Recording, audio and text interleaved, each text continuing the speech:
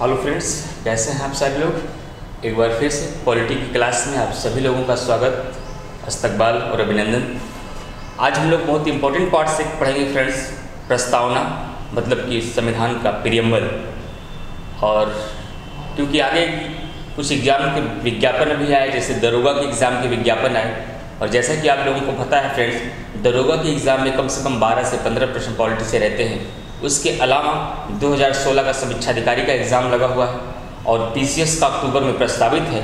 संभावनाएं 50-50 हैं, हो भी सकती हैं, आगे टल भी पोस्टपोन भी हो सकती हैं। और पॉलिटी एक ऐसा सब्जेक्ट है फ्रेंड्स, हमारे पीसीएस में भी 25 से 27, कभी 30, कभी 20-22 इतने प्रश्न की भागीदारी होती है। और आपके समीक्षाधिकारी एग्ज़ाम में भी 10 से 15 प्रश्न आते हैं, और दरोगा के एग्ज़ाम में भी इंपॉर्टेंस रखता है। बाकी हर ऑनली एग्जामिनेशन में 5 से 7 प्रश्न आपके पॉलिटी से आते हैं। कुल मिलाकर फ्रेंड्स, पूरी जीएस की तैयारी में आपके 3 कोर पॉइंट होते हैं, हिस्ट्री, ज्योग्राफी और पॉलिटी। यहाँ से प्रश्न मोस्टली बनते हैं और इन तीनों सब्जेक्ट की भागीदारी आपकी किसी भी एग्जामिनेशन में बराबर की होती है। तो कम से कम अलग अलग सेपरेट रूप में अगर तीनों सब्जेक्ट पे पकड़ बना ली जाए, इसके बाद हमारा करंट अफेयर और यूपी स्पेशल और साइंस पे एक मजबूत पकड़ बन जाए, तो जीएस पे स्कोर करना आसान हो जाता है। तो उसी को ध्यान में रखते हुए फ्रेंड्स, आज हम पॉलिटी की सीरीज़ को आगे बढ़ाते हुए आज हम लोग प्रस्तावना को कवर करेंगे। ठीक है फ्रेंड्स, जो बच्चे मेरे इंडिविजुअल क्लास करना चाहते हैं तो करंट अफेयर की भी मेरी 100 रुपये प्रति माह जिसकी फ़ीस है, इंडिविजुअल क्लास करंट अफेयर की चलती है। और उसके बाद हमारी पॉलिटी की भी इंडिविजुअल क्लास है। जो भी इंडिविजुअल क्लास मेरा पॉलिटी का पढ़ना चाहें वो या करंट अफेयर का पढ़ना चाहें, वो एडमिशन के लिए 7068507275 पे कॉन्टेक्ट कर सकते हैं। क्लियर हुआ फ्रेंड्स। आगे चलते हैं हम लोग, आज प्रस्तावना की क्लास स्टार्ट करते हैं। प्रस्तावना क्या है फ्रेंड्स? उद्देश्य का, जिसे प्रीएम्बल बोलते हैं। इसकी हेडिंग से ही 2 प्रश्न बन जाते हैं कि प्रस्तावना को उद्देश्य का भी कहा जाता है और इसी उद्देश्य का वो इंग्लिश में बोलते हैं प्रीएम्बल। प्रीएम्बल को पढ़ने से पहले सबसे पहले देखते हैं फ्रेंड्स, प्रस्तावना क्या है, व्हाट इज द प्रीएम्बल। तो प्रीएम्बल जो है फ्रेंड्स, प्रस्तावना हमारे संविधान की भूमिका की तरह है। हमारे संविधान की जो इंट्रोडक्शन है, उसकी प्रस्तावना जो है उसके भांति है कि उसकी एक भूमिका की तरह इसका कार्य करती है, अर्थात पूरे विस्तृत संविधान का संक्षिप्त रूप है। प्रस्तावना क्या है? हमारे पूरे विस्तृत संविधान का संक्षिप्त रूप है। ये प्रस्तावना हमारे संविधान की भूमिका की भांति कार्य करता है। लेकिन सवाल उठता है फ्रेंड्स, ये इसमें क्या बताया गया है? तो जो प्रस्तावना है हमारे संविधान के उद्देश्यों, हमारे संविधान के आदर्शों, हमारे संविधान के लागू होने की तिथि, हमारे संविधान के स्रोत, इन सारी चीज़ों के को वर्णन किया गया है। इवन जब कभी भी हमारा सर्वोच्च न्यायालय भी किसी भी अनुच्छेदों की व्याख्या करनी होती है तो वह सभी प्रस्तावना की ही अध्ययन करता है। वहीं से उनके जिस्ट निकाल करके किसी भी आर्टिकल का अध्ययन किया जाता है या उसका व्याख्या की जाती है, जब कभी भी सर्वोच्च न्यायालय भी किसी भी मामले को लेकर फंसते हैं। तो प्रस्तावना की एक बहुत महत्वपूर्ण भूमिका है हमारे संविधान में। अगर आपने प्रस्तावना को समझ लिया तो समझ लीजिए आपने अपने पूरे संविधान के ढांचे को समझ लिया। तो आइए समझते हैं कि इसकी शुरुआत हुई कहाँ से इसकी भूमिका बनी, कैसे हमारे संविधान में प्रस्तावना को हिस्सा बनाया गया। तो ध्यान रखिएगा फ्रेंड्स कि प्रस्तावना की अगर बात की जाए कि जैसा कि आपने जाना कि प्रस्तावना हमारे संविधान की भूमिका की तरह है। प्रस्तावना हमारे संविधान के उद्देश्य, हमारे संविधान के आदर्शों, हमारे संविधान के लागू होने की तिथि और इत्यादि संक्षिप्त रूपों का वर्णन किया गया है। उसी प्रस्तावना को देखते हैं, उसकी शुरुआत कहाँ से हुई, उसकी पृष्ठभूमि कहाँ से बनी। तो ध्यान रखिएगा फ्रेंड्स, पंडित जवाहरलाल नेहरू ने 13 दिसंबर 1946 को, कब फ्रेंड्स? 13 दिसंबर 1946 को एक उद्देश्य प्रस्ताव प्रस्तुत किया। क्या किया? उद्देश्य प्रस्ताव प्रस्तुत किया। कब प्रस्तुत किया? 1946 में। और संविधान सभा के द्वारा 22 जनवरी 1947 को इसे स्वीकार कर लिया गया और यही आगे चलकर क्या बनी? हमारे संविधान की प्रस्तावना बनी। और ये उद्देश्य प्रस्ताव का परिणाम था, इसीलिए इस प्रस्तावना का नाम भी क्या है? उद्देश्य का है। क्या इस बात को आप समझ पाए कि क्यों हमारी प्रस्तावना को उद्देश्य का कहा जाता है? इसलिए कहा जाता है फ्रेंड क्योंकि 13 दिसंबर 1946 को जवाहरलाल नेहरू ने जो उद्देश्य प्रस्ताव संविधान सभा में प्रस्तुत किया, वह संविधान सभा के द्वारा 22 जनवरी 1947 को क्या किया गया? स्वीकार कर लिया गया, जो आगे चलकर प्रस्तावना बनी, हमारे संविधान की प्रीएम्बल बनी। इसीलिए इसी प्रस्तावना को उद्देशिका भी कहा जाता है। क्लियर हुआ फ्रेंड्स? तो यहाँ से तीनों प्रश्न बनते हैं कि उद्देशिका को प्रस्तावना भी कहा जाता है और इसी उद्देशिका के लिए उद्देश्य प्रस्ताव किसने प्रस्तुत किया था? जवाहरलाल नेहरू ने किया था। कब किया था, ये फैक्चुअल इन्फॉर्मेशन है, यहाँ से प्रश्न खूब बनते हैं फ्रेंड्स। 13 दिसंबर 1946 को किया गया था और संविधान सभा द्वारा 22 जनवरी 1947 में से क्या कर लिया गया था, स्वीकार कर लिया गया था।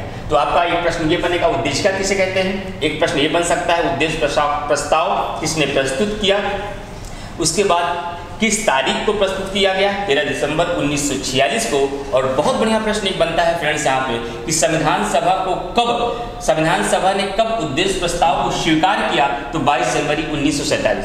बहुत सारे बच्चे 22 जुलाई 1947 आंसर लगा देते हैं, वह आपके राष्ट्रीय ध्वज के स्वीकार करने की बात की गई है, वहाँ पर आपका उद्देश्य प्रस्ताव नहीं है। यहाँ तक बिल्कुल कॉन्सेप्ट क्लियर हुआ।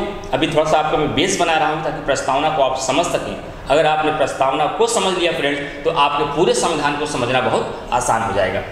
अब आइए देखते हैं कुछ अन्य बातें। तो प्रस्तावना के जैसे हमने देखा कि पॉलिटी में कोई भी चीज़ पढ़ते हैं तो कुछ संवैधानिक उपबंध होते हैं, कॉन्स्टिट्यूशनल फैक्टर होते हैं कि वह कहाँ से लिए गए हैं, संविधान में उसे कहाँ स्थान प्राप्त किया गया है, किस भाग में रखा गया है, किस आर्टिकल में रखा गया है, किस शेड्यूल में रखा गया है, इन सारी चीज़ों को हम लोग क्या करते हैं, ध्यान रखते हैं। तो आइए इस प्रकार से प्रस्तावना को भी हम पढ़ने का प्रयास करते हैं। तो इसके स्रोत को देखते हैं कि प्रस्तावना लिया कहाँ गया है फ्रेंड्स, कहाँ से।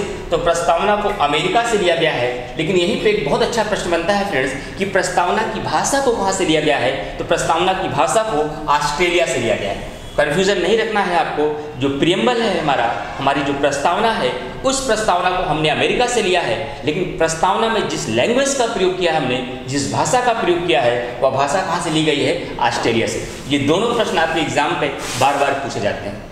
एक तीसरी बात कि प्रस्तावना में क्या अभी तक कोई संशोधन किए गए हैं, बिल्कुल किए गए हैं। अभी आगे हम लोग इसके बाद समझेंगे इसमें से क्या हमारे मूल संविधान में प्रस्तावना को संशोधित करने का प्रावधान था या नहीं था, किस वाद में इसमें संशोधन नहीं किए जाने का प्रावधान बताया गया और किस वाद में या केस में आगे चलकर प्रस्तावना को संशोधनी बनाया गया, अर्थात अमेंडेबल बनाया गया।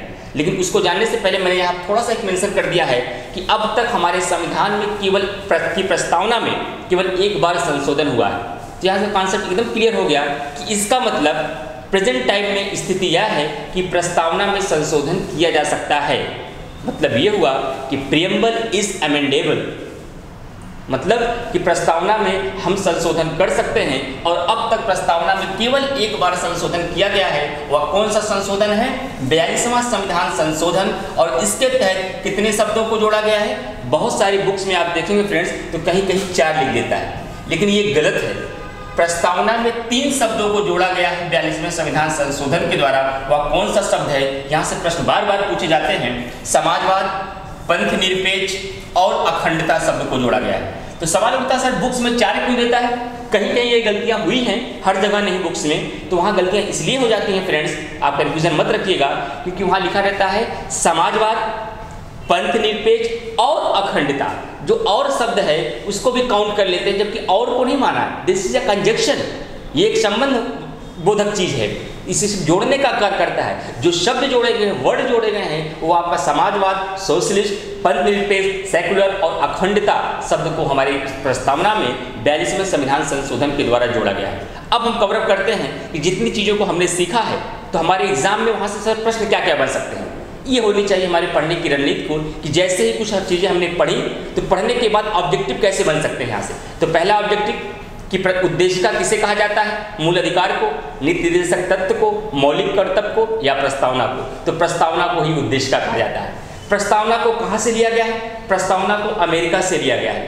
प्रस्तावना की भाषा को कहाँ से लिया गया है, ऑस्ट्रेलिया से लिया गया है। प्रस्तावना में संशोधन कितनी बार किया गया है, तो प्रस्तावना में संशोधन 1 बार किया गया है। कौन सा संशोधन किया गया है, 42वां संविधान संशोधन 1976 किया गया है। और इसके तहत 3 शब्दों को जोड़ा गया है। तो 3 शब्दों को जोड़ा गया है, समाजवाद, पंथ निरपेक्ष, अखंडता। इसका मतलब हमारे मूल संविधान में, हमारी प्रस्तावना में समाजवाद, पंथ निरपेक्ष और अखंडता शब्द का उल्लेख नहीं किया गया था।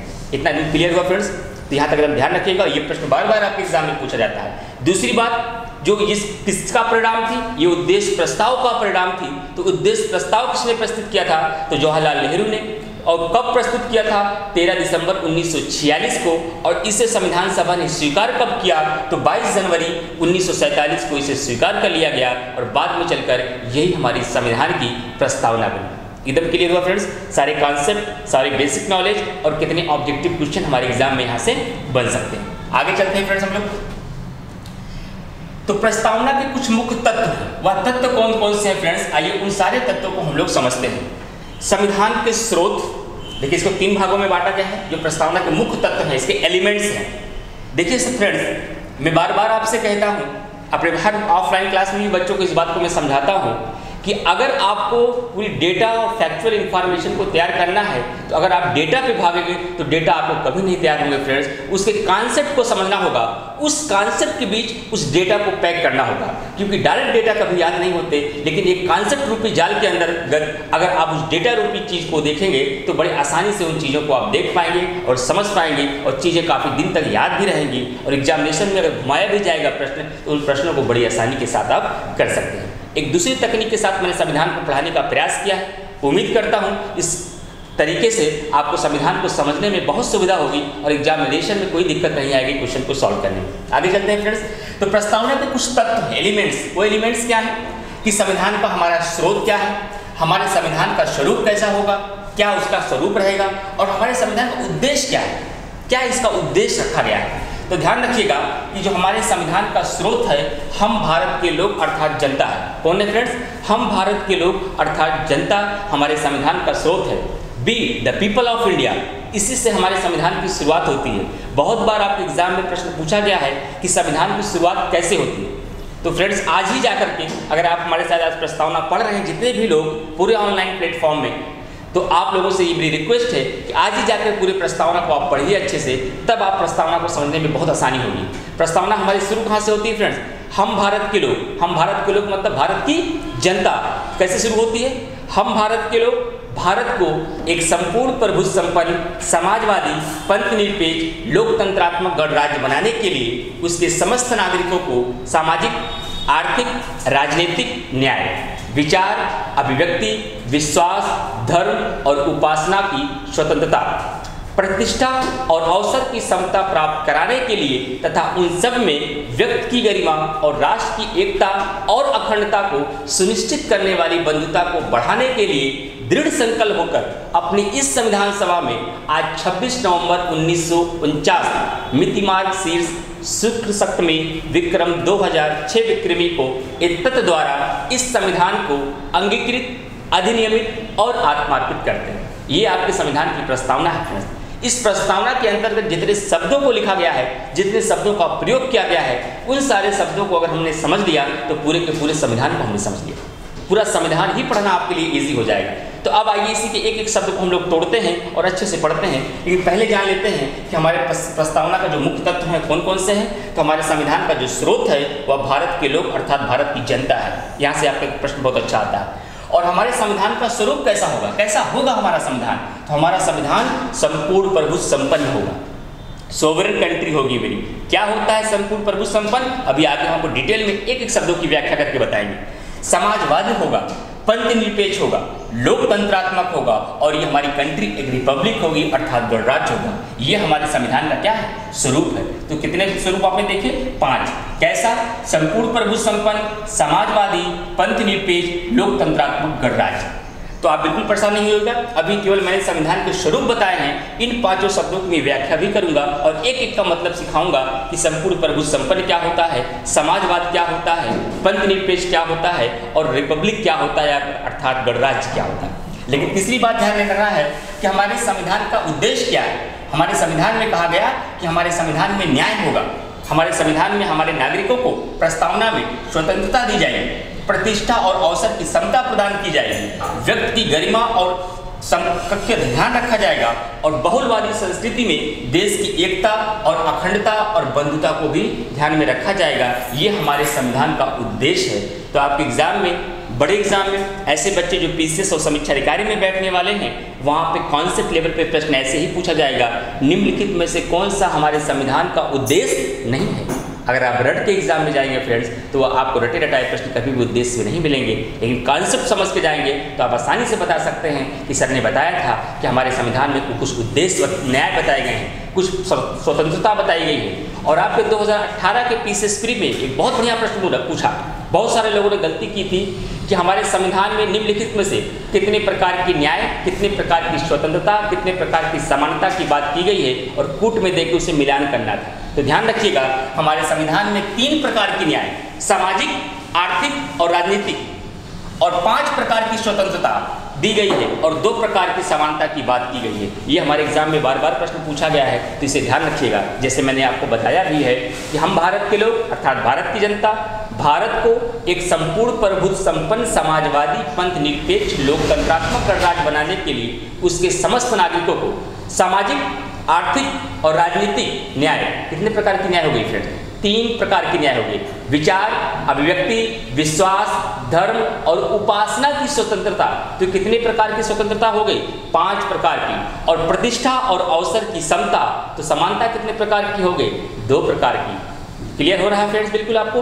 तो आपने देखा कि हमारे प्रस्तावना में 3 प्रकार की न्याय की बात की गई है, 5 प्रकार की स्वतंत्रता फ्रीडम की बात की गई है और 2 प्रकार की समानता की बात की गई है। इस तरीके से आपके एग्जाम में प्रश्न पूछे जाते हैं। तो यहाँ तक बिल्कुल क्लियर हो गया होगा कि हमारे प्रस्तावना का जो मुख्य तत्व है वह तत्व कौन है? तो संविधान का स्रोत है, अर्थात हम भारत के लोग अर्थात भारत की जनता है।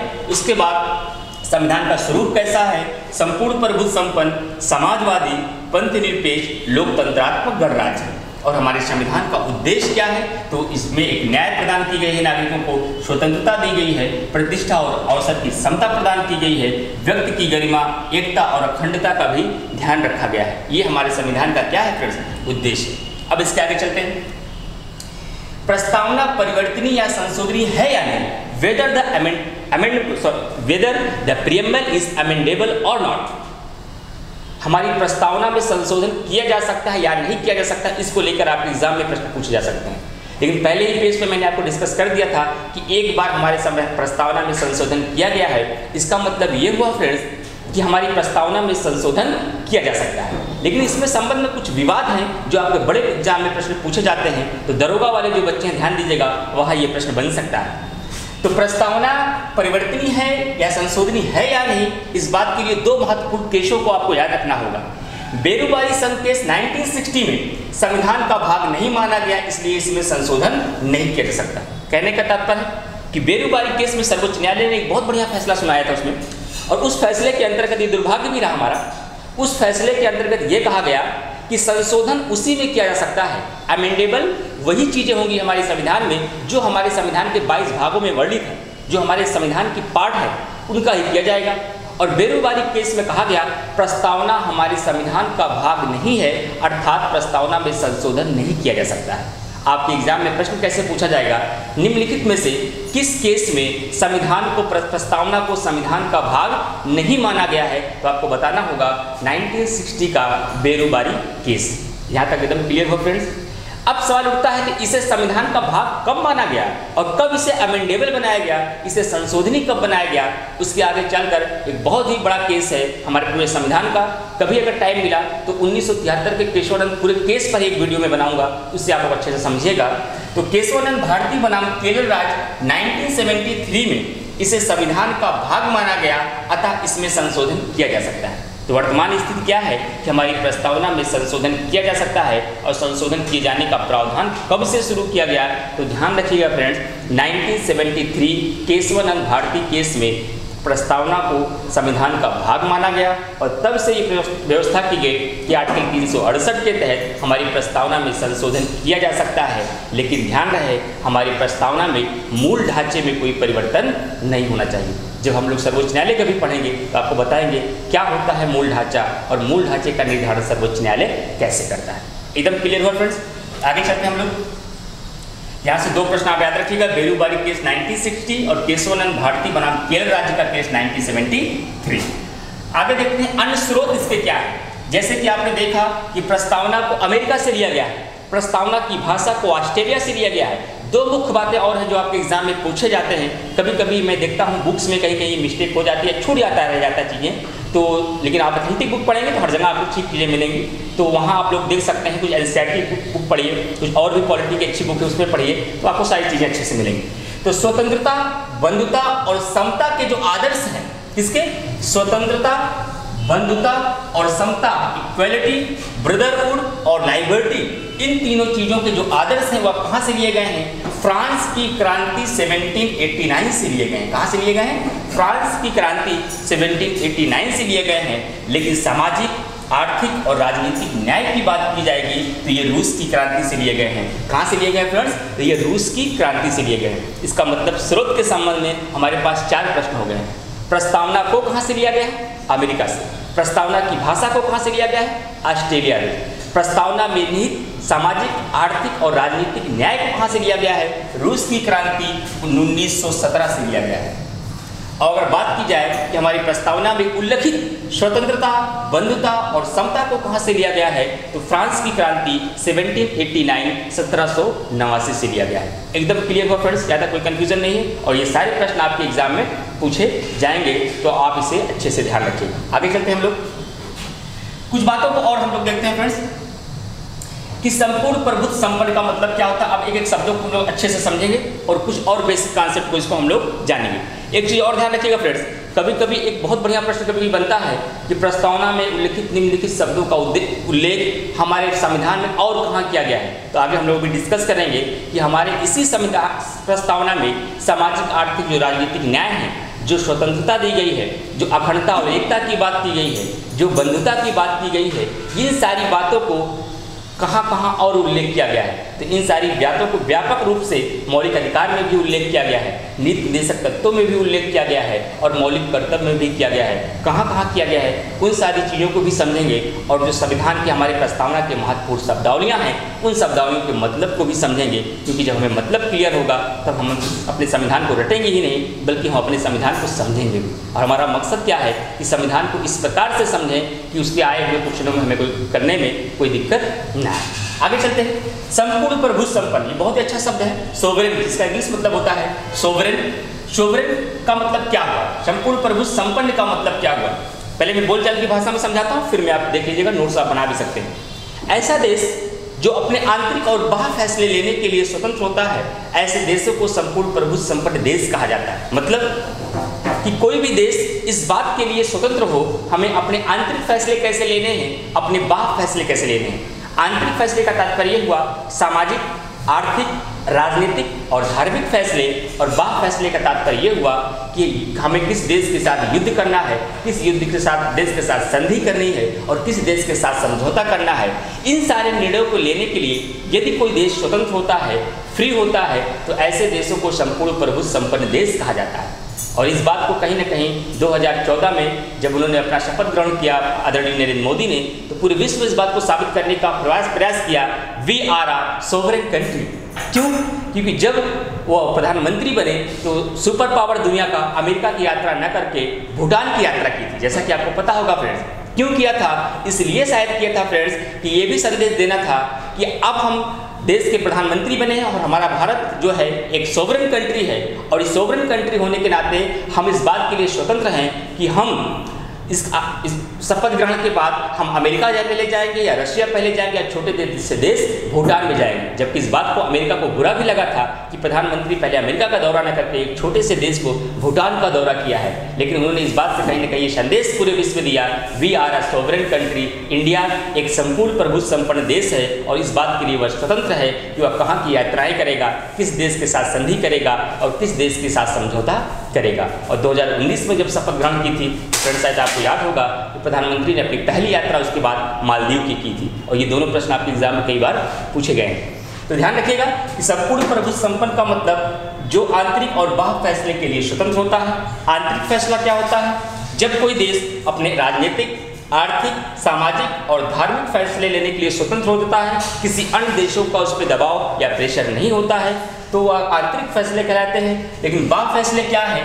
जब हम किस देश के साथ मित्रता करेंगे, किसके साथ हमारी शत्रुता होगी और किसके साथ हमारी संधि होगी, इसका निर्णय लेने में भी अगर कोई देश स्वतंत्र है तो ऐसा देश संपूर्ण प्रभुत्व संपन्न देश कहलाता है। तो जैसा कि आपको पता है कि भारत एक संपूर्ण प्रभुत्व संपन्न देश है, इसकी व्याख्या हमारे संविधान की प्रस्तावना में ही की गई। तो जहाँ तक एकदम क्लियर हुआ, तो कभी मौका मिला और बड़े कैनवास में पढ़ने के लिए, यूपीएससी के लिए अगर जो बच्चे पढ़ना चाहते हैं तो वहाँ आपसे इस बात को डिटेल में डिस्कस करेंगे। क्या आज वर्तमान स्थिति में हमारे भारत की संपूर्ण प्रभुत्व संप्रभुता खतरे में है या नहीं है। कुछ वैश्विक मामले ऐसे होते हैं जिससे कहीं ना कहीं संपूर्ण प्रभुत्व संपन्न जो है, जो सोवरेनिटी है, उसमें खतरे आने की संभावना होती है। उन चीज़ों को डिस्कस करेंगे तब जब आईएएस के बच्चे को डिमांड होगी, और आईएएस का क्लास स्पेशली मैं लूँगा तो वहाँ पे करेंगे। अभी मेरा मकसद है कि वनडे एग्जामिनेशन के जितने भी एग्जाम हैं और उसके साथ ही साथ दरोगा, खंड शिक्षा अधिकारी, समीक्षा अधिकारी और पीसीएस के बच्चों तक के क्वेश्चन यहाँ पे कवर हो जाए। आगे बढ़ते हैं हम लोग फ्रेंड्स। समाजवाद, सोशलिस्ट क्या है? समाजवाद, ध्यान दीजिएगा फ्रेंड्स, समाजवाद एक विचारधारा है, लेकिन ध्यान रखिएगा जो हमारे भारत प्रस्तावना का समाजवाद है वह कार्ल मार्क्स का समाजवाद नहीं है, वह मार्क्सवाद नहीं है। कार्ल मार्क्स का समाजवाद जो कहता है फ्रेंड्स, वह हिंसा के द्वारा सत्ता को प्राप्त करने की बात कहता है, हिंसा के द्वारा अपने अधिकारों को प्राप्त करने की बात करता है। लेकिन भारत का समाजवाद ये समाजवाद नहीं है। तो आइए समझते हैं कि भारत का समाजवाद कैसा समाजवाद है, तो जिसमें लोकतांत्रिक समाजवाद हो। भारत का समाजवाद कैसा है, किसके निकट है? एक लोकतांत्रिक समाजवाद के निकट है। और ये किसकी विचारधारा से प्रभावित है? तो ये नेहरू जी की विचारधारा से संबंधित है, जिसमें मिश्रित अर्थव्यवस्था की बात की गई है। सार्वजनिक व निजी क्षेत्र का सह-अस्तित्व जिसमें होता है। आपको पता है कि 1991 में जब एलपीजी आया, आपको पता है एलपीजी, जब आपका लिबरलाइजेशन, प्राइवेटाइजेशन और ग्लोबलाइजेशन, निजीकरण, और उसके बाद आपने देखा है कि उदारीकरण और भूमंडलीकरण का जब दौर आया 1991 के बाद, तो कहीं ना कहीं हमारी अर्थव्यवस्था मिश्रित अर्थव्यवस्था की तरफ आगे बढ़ती है और सार्वजनिक और निजी क्षेत्र का सह-अस्तित्व इसमें होता है। तो हमारी जो समाजवाद है, हमारे जो समाजवाद प्रस्तावना में जिस बात का उल्लेख किया गया है वह लोकतांत्रिक समाजवाद है। और इस समाजवाद में बाद में 1982 में डीसी नकारा केस में, किस केस में? डीसी नकारा केस में भारतीय समाजवाद की व्याख्या की गई थी। उसमें बताया गया था जो हमारी प्रस्तावना में समाजवाद है, उस समाजवाद का मतलब ये है आय की समानता को कम करना। जो आय की असमानता है, एक बहुत अमीर तबका है और बहुत गरीब तबका है, इस आय की असमानता को कम करना, संसाधनों की समानता को कम करना, सामाजिक असमानता को कम करने का प्रयास करना, और हमारे समाज का जो वंचित तबका है उस वंचित तबके को मुख्य धारे में लाने की बात करना, और जितने भी स्तर हैं हर स्तर पर शोषण को कम करने का प्रयास किया जाए। ये हमारा समाजवाद है। यही हमारा समाजवाद जो प्रस्तावना में जिसका उल्लेख किया गया है, उस समाजवाद में इसी बात का उल्लेख किया गया। क्या मैं आपको समझा पाया कि हमारे प्रस्तावना में उल्लेखित समाजवाद का मतलब क्या हुआ? क्लियर हुआ फ्रेंड्स? तो ध्यान रखिएगा, हमारी प्रस्तावना में उल्लेखित समाजवाद एक लोकतांत्रिक समाजवाद है, न कि कार्ल मार्क्स का समाजवाद। आगे बढ़ते हैं हम लोग। नेक्स्ट, पंथ निरपेक्ष। पंथ निरपेक्ष सोशलिस्ट, सॉरी सेकुलर। तो सेकुलर का मतलब क्या हुआ? पंथ निरपेक्ष देश का मतलब क्या हुआ? जिस देश का कोई राजकीय धर्म नहीं होगा, अतः राज्य धर्म के मामले में क्या होगा? तटस्थ होगा, उसमें कोई भी हस्तक्षेप नहीं करेगा, ऐसा देश पंथ निरपेक्ष देश कहलाता है। और हमारी प्रस्तावना में उल्लिखित है कि भारत एक धर्मनिरपेक्ष देश है।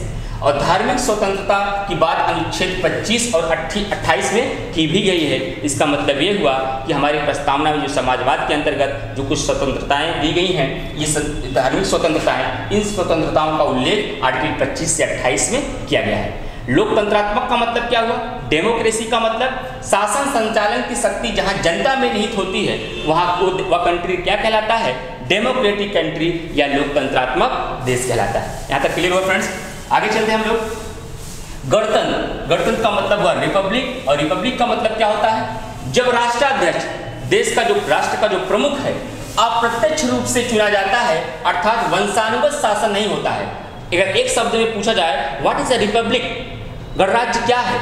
कि जहां का राष्ट्राध्यक्ष वंशानुगत ना होकर के बल्कि अप्रत्यक्ष निर्वाचन के द्वारा चुना जाता है, तो वह रिपब्लिक कहलाती है। तो आपको पता है कि भारत का जो राष्ट्राध्यक्ष है वंशानुगत रूप में ना होकर के वह निर्वाचित होता है, और इसलिए क्या कहता है? जब राष्ट्राध्यक्ष अप्रत्यक्ष रूप से चुना जाता है तो ऐसी कंट्री को रिपब्लिक कंट्री किया जाता है, और हम लोग एक गणतंत्रात्मक देश हैं। न्याय कितने बात की गई है? तो हमारे प्रस्तावना में 3 प्रकार की न्याय की बात की गई है। इसे आप ध्यान रखिएगा फ्रेंड्स, यहाँ से आपके एग्जाम में प्रश्न पूछे जाते हैं। और वह 3 प्रकार के न्याय कौन से हैं? सामाजिक, आर्थिक और राजनीतिक। कभी कभी यहाँ धार्मिक न्याय देके फंसाया जाएगा आपके एग्जाम में, स्टेटमेंट दे देगा पीसीएस के प्रश्न में। हमारी प्रस्तावना में निम्नलिखित 3 प्रकार के न्याय की बात की गई है, सामाजिक, आर्थिक और धार्मिक। तो धार्मिक न्याय की बात नहीं की गई है, सामाजिक, आर्थिक और राजनीतिक न्याय की बात की गई है। इस तरीके से हमारे प्रश्न में, एग्जाम में प्रश्न बनते हैं। और ये 3 प्रकार के जो न्याय हैं कहाँ से लिए गए हैं? रूस की क्रांति से लिए गए हैं। और एक बहुत बढ़िया प्रश्न बन सकता है फ्रेंड्स,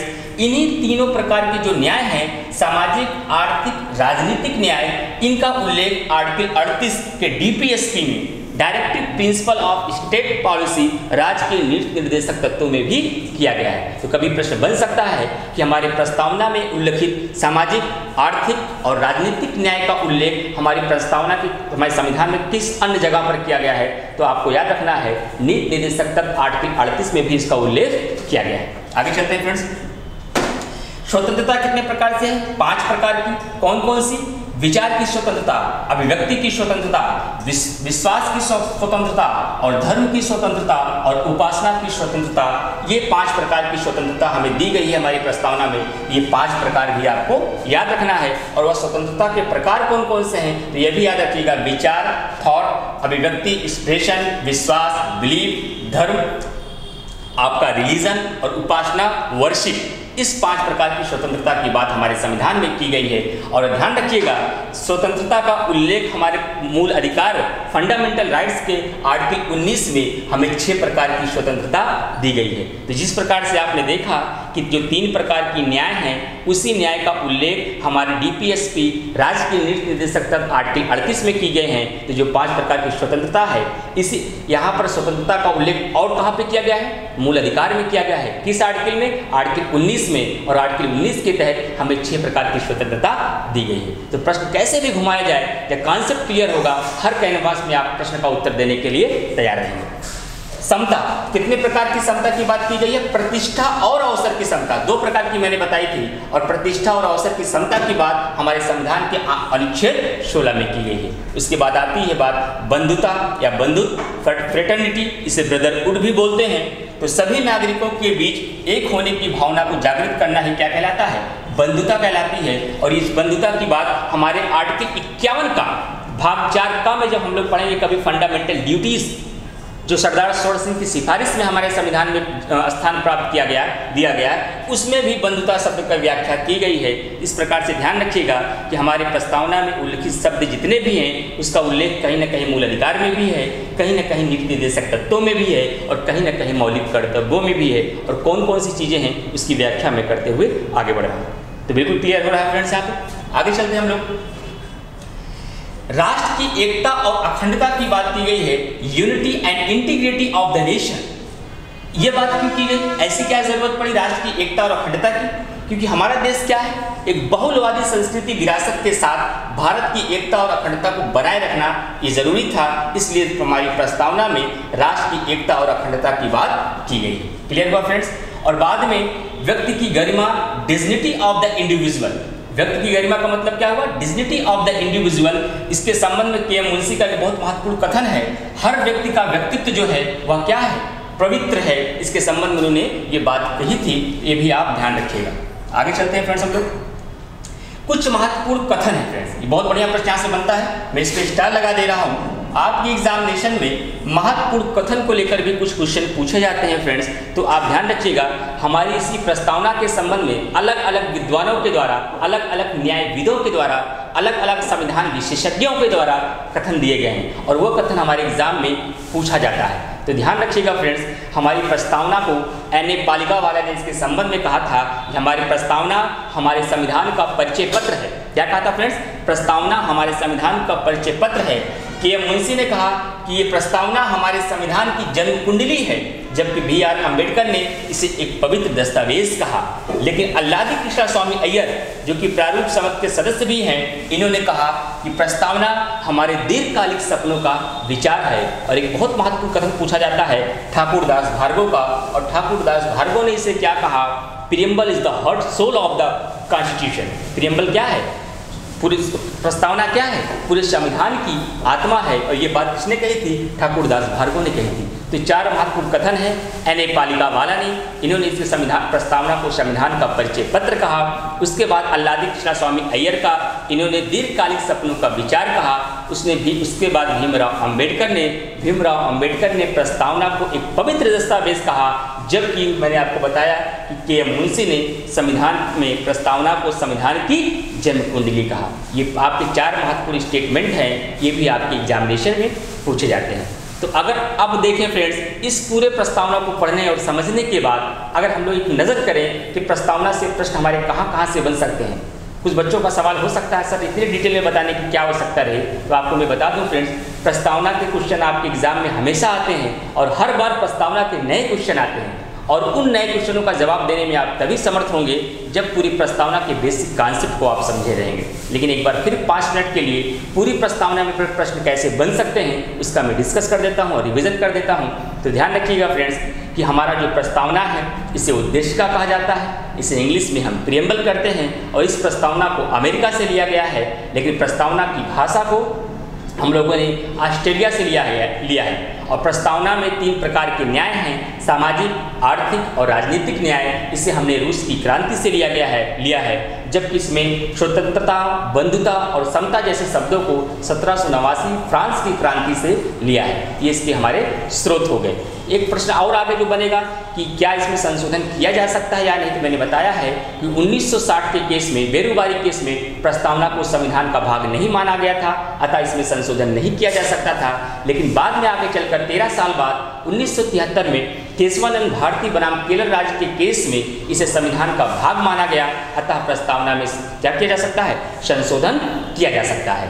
और अब तक हमारी प्रस्तावना में कितनी बार संशोधन किया गया है, केवल एक बार। कौन सा संशोधन, 42वां संविधान संशोधन 1976, और उसके तहत कितने शब्दों को जोड़ा गया है, तो 3 शब्दों को जोड़ा गया है, समाजवाद, पंथ निरपेक्ष और अखंडता जैसे शब्दों को जोड़ा गया है। और उसके आगे अगर आप चलेंगे फ्रेंड्स, तो आपको मैंने बताया था कि ये उद्देश्य प्रस्ताव जो जवाहरलाल नेहरू ने प्रस्तुत किया था उसी का परिणाम थी। तो उद्देश्य प्रस्ताव को कब प्रस्तुत किया गया था, तो मैंने बताया आपको 13 दिसंबर 1946 को, और संविधान सभा के द्वारा इसे स्वीकार कब किया गया, 22 जनवरी 1947 को। और किसने इसने उद्देश्य प्रस्ताव को प्रस्तुत किया था, तो JL नेहरू या जवाहरलाल नेहरू से। ये प्रश्न आपके मोस्ट इंपॉर्टेंट बनते हैं। कितने प्रकार की न्याय है, 3 प्रकार की न्याय। कितने प्रकार की स्वतंत्रता है, 5 प्रकार की स्वतंत्रता है। हमारे प्रस्तावना की शुरुआत किससे होती है, हम भारत के लोग अर्थात जनता, we the people of India. और कभी कभी बहुत बढ़िया प्रश्न एक और बनता है यहाँ पे कि हमारा संविधान कब बन के तैयार हुआ, कब पूर्ण रूप से तैयार हुआ, कब पारित हुआ, कब अंगीकृत हुआ, कब अधिनियमित हुआ, कब आत्मार्पित हुआ। तो उसका एक ही जवाब है 26 नवंबर 1949, क्योंकि हमारे संविधान का समापन कितना कब होता है, आज दिनांक 26 नवंबर 1949 को एतद द्वारा इस संविधान को अंगीकृत, अधिनियमित और आत्मार्पित करते हैं। इस संविधान को हम बनाते भी हैं, इसे स्वीकार भी करते हैं, इसे अपने ऊपर लागू भी करते हैं। इन सारी चीज़ों का वर्णन जो किया गया है, इसीलिए कहा जाता है कि 26 नवंबर 1949 को ही हमारा संविधान अंगीकृत भी हुआ, अधिनियमित भी हुआ, आत्मार्पित भी हुआ और पूर्ण रूप से बनके तैयार भी हुआ। फिर उसके आगे अगर आप चलते हैं फ्रेंड्स, तो आपको मैंने बताया है कि कुछ कथनों से महत्वपूर्ण प्रश्न पूछे जाते हैं। ये 4 आपके कथन हैं कि अल्लादी कृष्णा स्वामी अय्यर ने इसे दीर्घकालिक सपनों का विचार कहा, KM मुंशी ने इसे प्रस्तावना को संविधान की जन्म कुंडली कहा, और आपके NL पालिकावाला ने इसे परिचय पत्र कहा, जबकि ठाकुर दास भार्गव ने प्रस्तावना को संविधान का आत्मा कहा है। लेकिन ध्यान रखिएगा, भीमराव अम्बेडकर ने इसे पवित्र दस्तावेज कहा है। बहुत सारे बच्चे कंफ्यूज हो जाते हैं, सर हमने कहीं पढ़ा है कि भीमराव अम्बेडकर ने भी इसे आत्मा कहा था। भीमराव अम्बेडकर ने जो आत्मा की बात कही तो आर्टिकल 32 को भाग 3 में कहा था कि जो आपका संवैधानिक उपचारों का अधिकार है उसको कहा था भीमराव अम्बेडकर ने, संविधान की आत्मा की इसमें संज्ञा दी गई थी। तो इस प्रकार से आपके एग्जाम में फ्रेंड्स इतने ही प्रश्न बनते हैं। अगर आप कुछ और देखना इसमें चाहते हैं तो 3 प्रकार की मैंने आपको न्याय बताई थी और 5 प्रकार की स्वतंत्रता बताई थी, ये आप जरूर याद रखिएगा। और 2 प्रकार की इसमें समता प्रदान की गई है, ये भी आपको ध्यान रखिएगा। और इन्हीं चीज़ों का, जितनी भी चीज़ों का उल्लेख हमारी प्रस्तावना में है, उसे आर्टिकल 19 में मूल अधिकार में, आर्टिकल 38 में नीति निर्देशक तत्व में और आर्टिकल 51 का मौलिक कर्तव्य में भी उन बातों का व्यापक रूप से उल्लेख किया गया है। तो इस तरीके से अगर हम किसी टॉपिक को पढ़ेंगे फ्रेंड्स, तो क्वेश्चन को सॉल्व करना आसान हो जाएगा। तो जो हमारी इंडिविजुअल क्लास चलती है फ्रेंड्स, इसी तरीके से हम हर टॉपिक को बहुत डिटेल में पढ़ते हैं और उसके बाद उसके प्रीवियस ईयर के पूरे 20 साल के क्वेश्चनों को एनालिसिस करते हैं, उसकी सॉल्व करते हैं, उसकी व्याख्या करते हैं, फिर इसकी आपको PDF भी प्रोवाइड की जाती है। तो जो भी बच्चे मेरी इंडिविजुअल क्लास लेना चाहते हैं, वो PCS लेवल तक मेरी जिम्मेदारी है, एक भी क्वेश्चन आपके मिस नहीं होंगे। इसकी फीस मात्र 999 रुपये रखी गई है, जिसकी वैलिडिटी पूरी 1 साल होती है। तो मेरे नंबर पर कॉन्टेक्ट करके 70685072 75 पे कॉन्टेक्ट करके आप लोग एडमिशन ले सकते हैं। मिलते हैं आपको नेक्स्ट क्लास में। Thank you all of you.